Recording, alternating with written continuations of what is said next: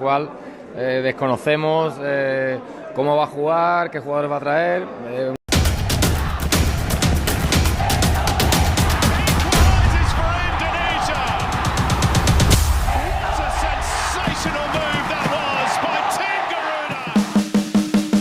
Sudah dipastikan lolos, pelatih Irak remehkan timnas Indonesia jelang duel di GBK. Media asal Irak Win mengabarkan bahwa pelatih timnas Irak Jesus Casas berambisi menyapu bersih dua pertandingan tersisa grup F putaran kedua kualifikasi Piala Dunia 2026 zona Asia, termasuk atas timnas Indonesia. Irak akan menjalani dua pertandingan terakhir grup F kualifikasi Piala Dunia 2026. Pertama, menantang timnas Indonesia di GBK. Kemudian, Irak bakal meladeni perlawanan timnas Vietnam di Basra International Stadium. Irak sudah dipastikan lolos ke putaran ketiga kualifikasi Piala Dunia 2026. Tim berjuluk Mesopotamia itu berdiri di singgasana klasemen sementara grup F dengan 12 poin dari 4 penampilan. Namun jelang pertemuan dengan timnas Indonesia, pelatih Irak Jesus Casas mengindikasikan sedikit meremehkan Indonesia. Casas mengakui bahwa dirinya tak akan memainkan kekuatan penuh menghadapi Indonesia. Dirinya ingin mencoba beberapa pemain baru. Pelatih Irak, Jesus Casas, ingin meraih kemenangan dalam dua pertandingan tersisa di kualifikasi Piala Dunia 2026. Namun, ia juga ingin mencoba lebih banyak pemain dengan memberikan mereka kesempatan untuk menunjukkan kemampuan terbaik mereka, ujar media Irak Win.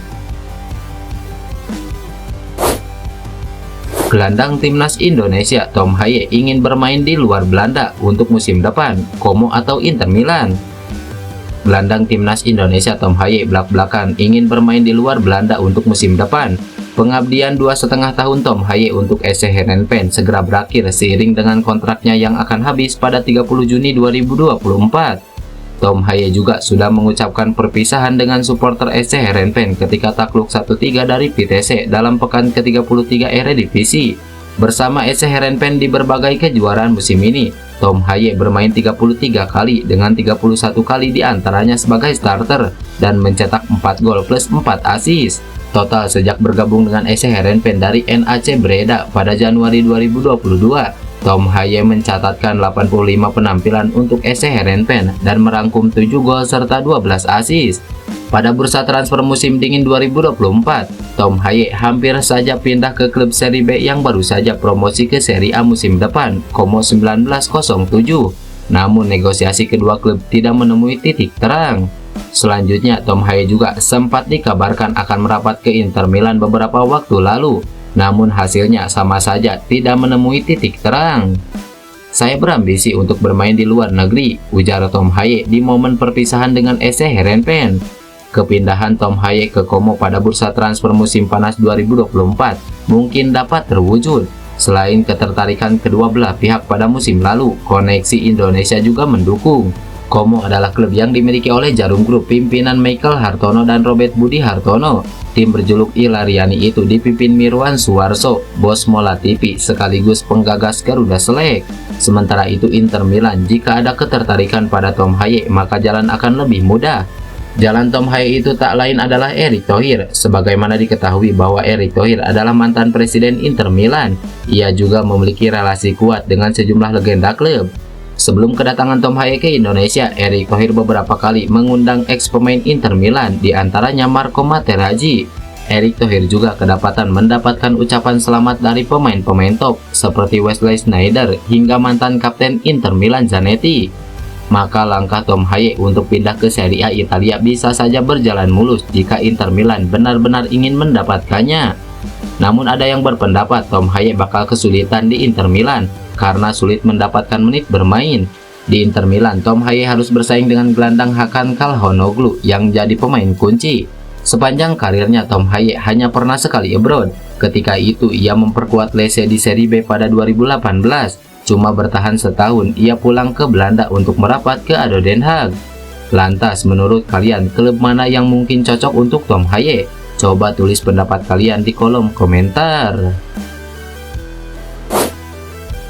Sintayong rombak total skuad timnas Indonesia, jadi tim disegani di ASEAN maupun Asia. Dahulu, Sintayong pernah mengatakan bahwa timnas Indonesia kini sudah seperti timnas Korea Selatan. Saat itu sebagian besar orang mencibir, menganggap ungkapan Sintayong berlebihan. secara apapun Indonesia ada di bawah Korea Selatan. Namun ketika timnas Indonesia baik senior maupun U23 bermain impresif, mampu mengimbangi tim-tim besar di Asia, orang pun dibuat terperangah. Mereka seakan melihat yang bermain bukan timnas Indonesia. Hal ini tampak dari cara bermain dan keberaniannya melakukan duel dengan pemain asing. Gambaran itulah yang tersaji saat ini. Dalam beberapa pertandingan tampak alur bola para pemain Indonesia begitu berpola. Demikian pula gol-gol yang tercipta lahir dari sebuah proses yang cantik. Itulah Indonesia saat ini. Satu lagi yang juga menarik perhatian adalah permainan keras yang disajikan para pemain Indonesia. Jika dahulu mereka merasa inferior, takut dalam melakukan duel dengan pemain asing, kini malah sebaliknya, justru para pemain asing yang enggan melakukan duel dengan pemain Indonesia. Inilah sepak bola ala Korea Selatan yang ditransfer Sintayong pada timnas Indonesia saat ini. Hal ini diakui oleh salah satu media Vietnam.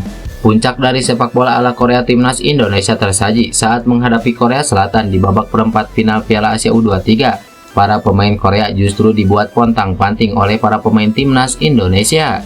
Pemandangan ini menjadi aneh sebab tidak pernah tersaji di masa lalu, yang ada justru sebaliknya. Namun kini semua berubah. Indonesia hampir memenangkan pertandingan di waktu normal. Gaya bermain dan peningkatan dari segi mental inilah yang mengubah para pemain Indonesia. Kini mereka tidak lagi inferior menghadapi tim-tim besar. Rasa kepercayaan diri mereka pun semakin membaik, dan hal ini sangat membantu perkembangan permainan mereka. Peningkatan yang demikian drastis pada akhirnya membuat nama Indonesia meninggalkan negara ASEAN lainnya dalam ajang Piala Asia 2023 dan Piala Asia U23 2024. Indonesia mampu melesat jauh meninggalkan para pesaingnya di ASEAN. Bikin bangga, Kurniawan Dwi Yulianto, ex-striker timnas Indonesia yang sukses bawa Como 1907 ke Serie A. Como, klub sepak bola Italia ini sedang ramai diperbincangkan beberapa hari terakhir. Bukan hanya karena keberhasilannya menembus Serie A, tapi juga peran mantan pemain timnas Indonesia di dalamnya. Bagi pencinta sepak bola dunia, perjalanan Como 1907 ke kasta tertinggi kompetisi sepak bola Italia jelas sangat menarik. Klub ini sempat terdegradasi ke Serie D pada musim 2005-2006 dan mengalami kebangkrutan. Setelah naik turun selama hampir 10 tahun, keuangan klub ini diselamatkan oleh Jarum Group dari Indonesia. Pengaruh Indonesia semakin terasa sejak legenda timnas Indonesia hadir sebagai salah satu pelatih Como. Dia adalah Kurniawan Dwi Yulianto. Siapa sangka Kurniawan Dwi Yulianto yang akrab disapa si kurus ini jadi salah satu sosok penting yang membawa Como 1907 promosi ke Serie A tahun ini. Kurniawan yang sekarang berusia 47 tahun, selama aktif sebagai pemain dirinya bermain di posisi striker dan cukup produktif di setiap klub yang dibela. Beberapa klub Indonesia yang pernah dibela antara lain PSM Makassar, Persebaya Surabaya, Persija Jakarta, PSS Sleman, serta Persela Lamongan. Kurniawan Dwi Yulianto juga sempat bermain di luar negeri dengan FC Luzern di Swiss, Sarawak FC di Malaysia, bahkan Sampdoria Italia. Dia berhasil mencetak lebih dari 170 gol untuk semua klub yang pernah dibela. Karirnya di tim nasional pun sangat cemerlang. Selama membela timnas Indonesia pada periode 1995 sampai 2005, Kurniawan Dwi Yulianto sukses mencetak 33 gol dari 59 laga yang dimainkan. Catatan itu membuatnya ada di posisi kedua dalam daftar pencetak gol terbanyak timnas Indonesia di bawah Bambang Pamungkas. Kepemilikan Jarum Group sepertinya membuka jalan bagi Kurniawan Dwi Yulianto untuk menempati satu posisi dalam struktur kepelatihan Como 1907. Kurniawan Dwi Yulianto tercatat mulai mengambil peran sebagai bagian dari pelatih Como sejak tahun 2022. Di posisi itu, Kurniawan juga bekerja sama dengan legenda sepak bola dunia Cesc Fabregas yang sempat merumput bersama Barcelona, Arsenal, dan Chelsea. Musim depan, si kurus dari Magelang akan merasakan atmosfer Serie A, salah satu kompetisi sepak bola terbaik di dunia.